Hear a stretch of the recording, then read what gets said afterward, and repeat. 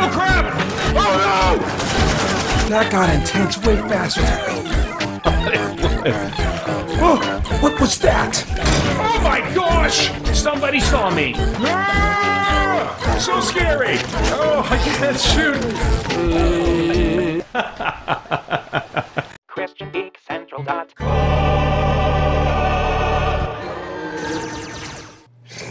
I do not understand what I do, but for what I want I do, Chesed, Chesed, son of Shalom, Ahiez, or Pedaz, or... That really means something, doesn't it?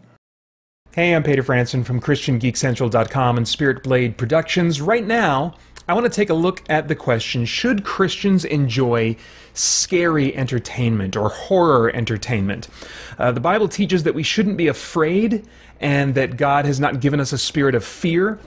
So is it unhelpful or maybe even harmful to enjoy entertainment designed to scare us? Well, that depends. First, I want to take a quick survey of how the Bible talks about fear. In the Old Testament, the same Hebrew word, yareh, was used to tell the Israelites they should not fear their enemies, and same word used to tell them that they should fear Yahweh. Translated both as fear and be afraid, yareh means to fear, revere, or be afraid. Genesis 46:3, and all these are taken from the ESV translation. Genesis 46:3 says, Then he said, I am God, the God of your father. Do not be afraid to go down to Egypt, for there I will make you into a great nation. Leviticus 25:17 says, You shall not wrong one another, but you shall fear your God, for I am Yahweh your God. Deuteronomy 3:22-23 says, And I commanded Joshua at that time, Your eyes have seen all that Yahweh your God has done to these two kings. So will Yahweh do to all the kingdoms into which you are crossing. You shall not fear them, for it is Yahweh your God who fights for you. And Deuteronomy 7:17 and 18 says, If you say in your heart, These nations are greater than I, how can I dispossess them? You shall not be afraid of them, but you shall remember what Yahweh your God did to Pharaoh and to all Egypt. Now, in the New Testament, the most common word translated as fear is the Greek word phobeo, which means to fear, be afraid, or to reverence, venerate, to treat with deference, or reverential obedience. Matthew 10:28 says, And do not fear those who, this is Jesus, and do not fear those who kill the body but cannot kill the soul. Rather fear him who can destroy both soul and body in hell. Another Greek word translated as fear now and then is delos, which means timidity, fearfulness, cowardice. Matthew 8:26 says, And he said to them, Why are you afraid, O you of little faith? Then he rose and rebuked the winds and the sea, and there was a great calm. 2 Timothy 1:7 says, For God gave us a spirit not of fear, but of power and love and self-control. Some translations will even put spirit not of timidity there instead of fear. While phobeo deals more with the Hebrew kind of yareh kind of fear, dealing with like fear and reverence, delos is more about, or is it delos? I'm not sure, I can't remember where the emphasis is more about being timid or anxious. In Mark 4:39-41, actually both of these Greek words are used. Those verses read, And he awoke and rebuked the wind and said to the sea, Peace, be still. And the wind ceased, and there was a great calm. He said to them, Why are you so afraid, delos? Have you still no faith? And they were filled with great fear, phobeo, and said to one another, Who then is this that even the wind and the sea obey him?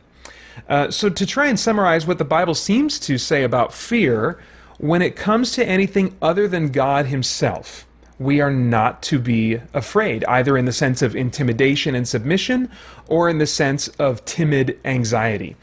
Israel was not to be intimidated by and submissive to their enemies. Instead, they were to be intimidated by and submissive to Yahweh. Although our parents and governments are flawed parallels, they're still worth bringing up to kind of help illustrate a little bit here. Our fear of, say, the patrolling police car and our fear of our parents' discipline causes us to submit And in that process, again, assuming for the moment that, we have good parents and governments in this illustration, in that process of submitting as a result of our fear, we are protected and cared for. God is our creator, so he has every right to ask for our submission to him. He is all-powerful, so we have every reason to fear his ability to discipline. He is immeasurably loving and wise, so he can be trusted as we submit to him. Now, by contrast, anything and anyone else we might fear lacks the authority, the power, and the character, at least in and of themselves, to be worthy of our intimidation and submission. And this, of course, includes sources of what I would call fun fear. Real fear is based on our perception of the real world and what we suspect to be real harm that could come to us or to those we love. Fun fear is dependent on our recognition that what we are experiencing is not real and that we are ultimately safe. When experiencing fun fear, for whatever reason, maybe for the adrenaline rush, to force our minds away from real-life preoccupations, or to test our quote-unquote bravery, which, I don't think we can really call it bravery in those instances, we are purposefully subjecting ourselves to an experience that contains superficial resemblance to real or imagined dangers, but is actually completely safe. It's as though we are willing participants in a practical joke that we're playing on ourselves, setting ourselves up for, literally getting scared silly as we find ourselves laughing over our own fearful reactions in the aftermath of a horror movie or a haunted house.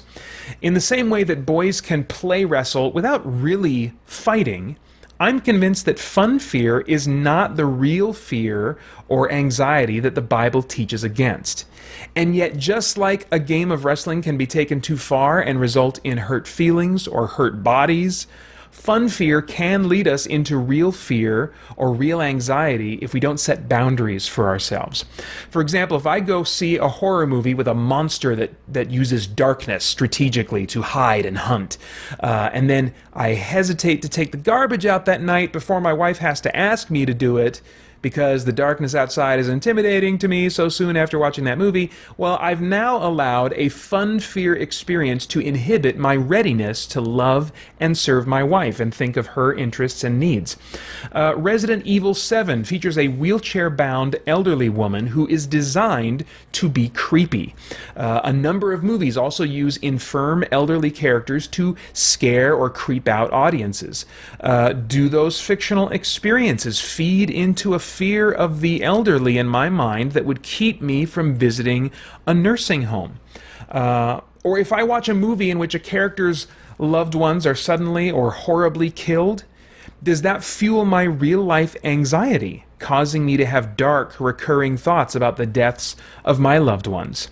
I remember a time when things were going really well for me, and I had this strange feeling that something bad was going to happen. And I just took some time out. I thought about it. I was like, why am I feeling this? I have no reason to feel this way. Why in the world am I feeling this way?